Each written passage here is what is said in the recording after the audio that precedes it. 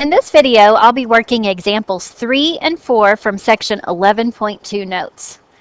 Before you follow along, please be sure you've done a couple of things.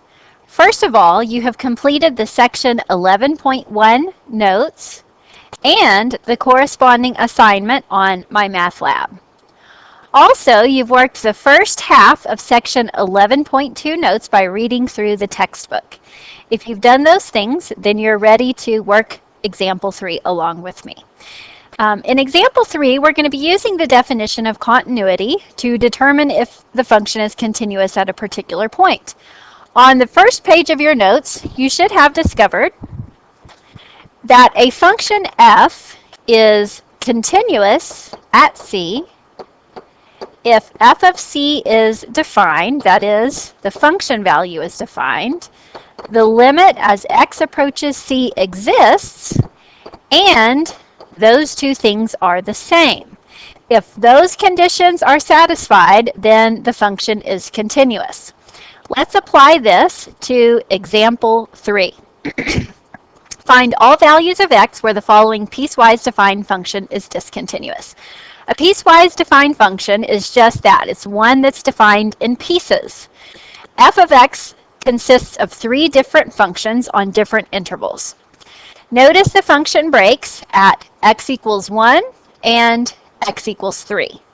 Those will be the points where we want to check for continuity. So let's start by checking x equals 1. Find the limits x approaching 1 from the left and x approaching 1 from the right.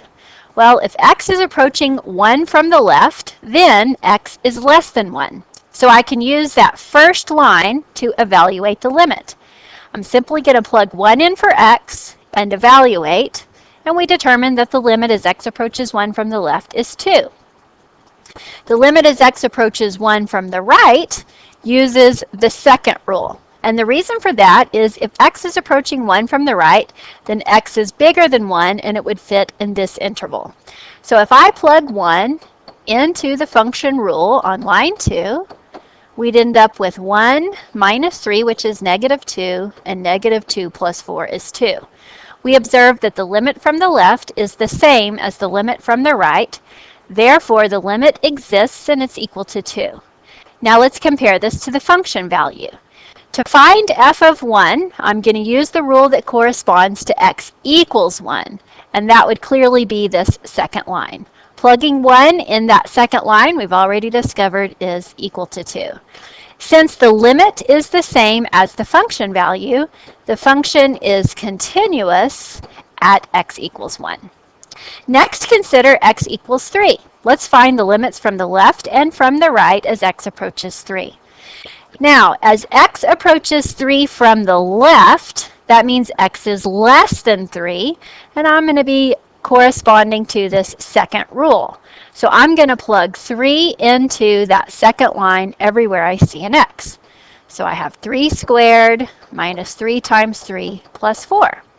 If we evaluate that, we get 9 minus 9, which is 0, and 0 plus 4 is 4. So the limit as x approaches 3 from the left is 4.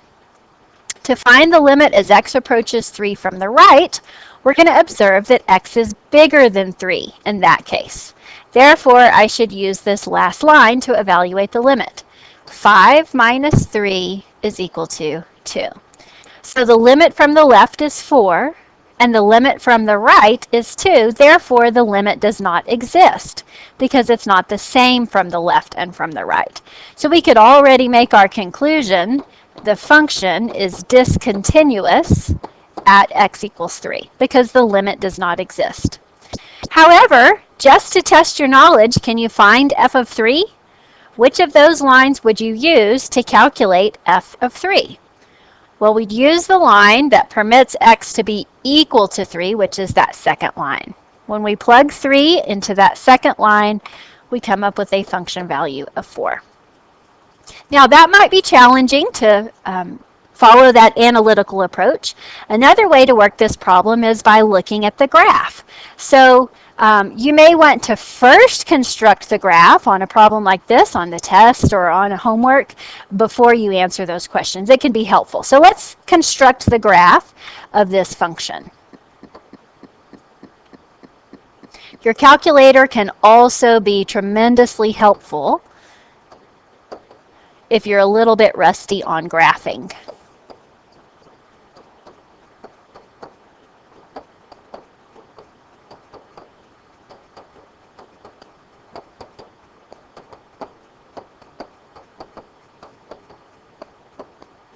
So the first line is the function y equals x plus 1.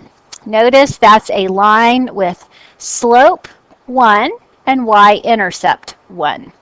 The second line is a parabola that opens up. And the third line is another line. In this case, the y-intercept is 5 and the slope is -1. We want the pieces of these lines that correspond to the inequalities listed in the function. Again, one thing that may be helpful is for you to graph these functions on your calculator. If you'll go to the y equals button on your calculator, type in each of those functions, and hit graph, you're going to see what looks like kind of a mess. So what we want to do is take just the portions of those functions that correspond to the inequalities. So notice y equals x plus 1 is this line.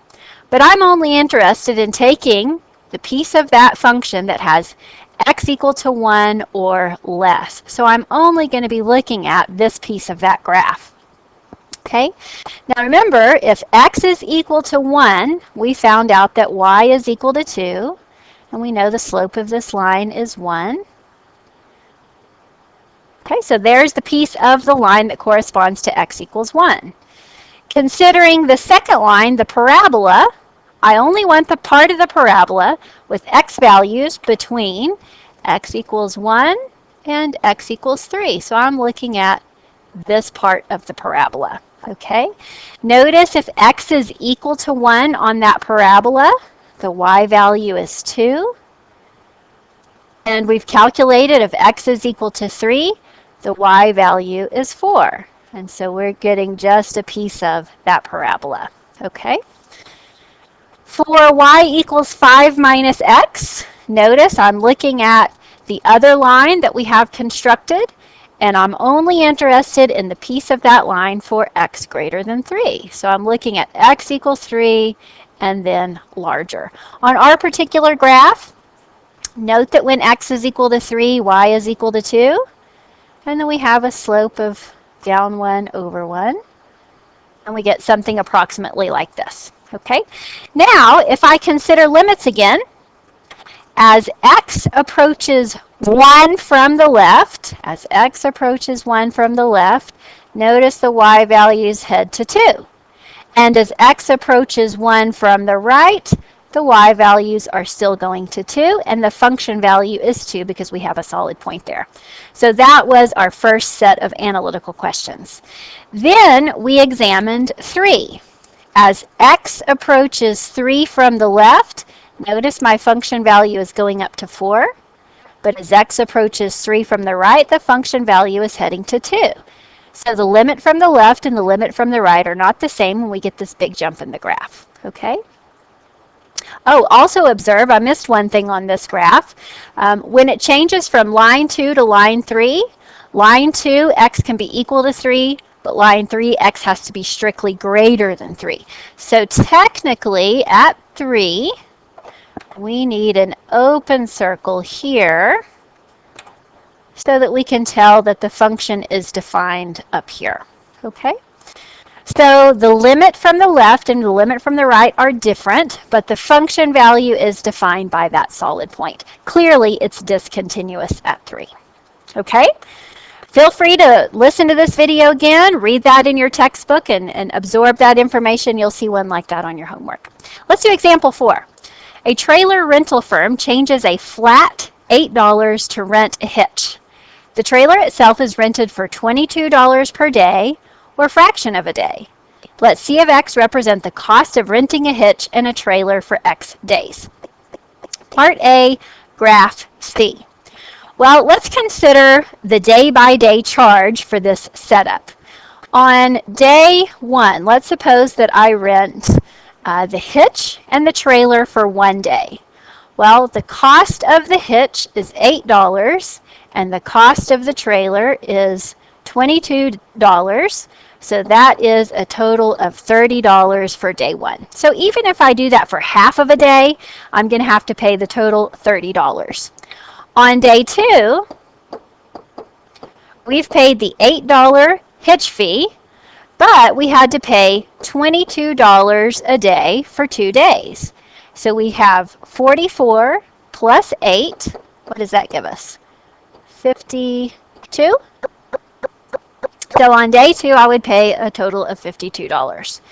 If I rented it for 3 days, I would have to pay the $8 to rent the hitch, but then I would have a 3-day $22 fee for the trailer itself.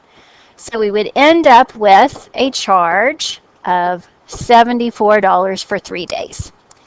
If we construct the graph, we're going to get a step function. Now you may have never seen one of these before, but they're kind of interesting. So we're looking at individual days or portions thereof. And we could say, maybe do our y-axis in multiples of 10.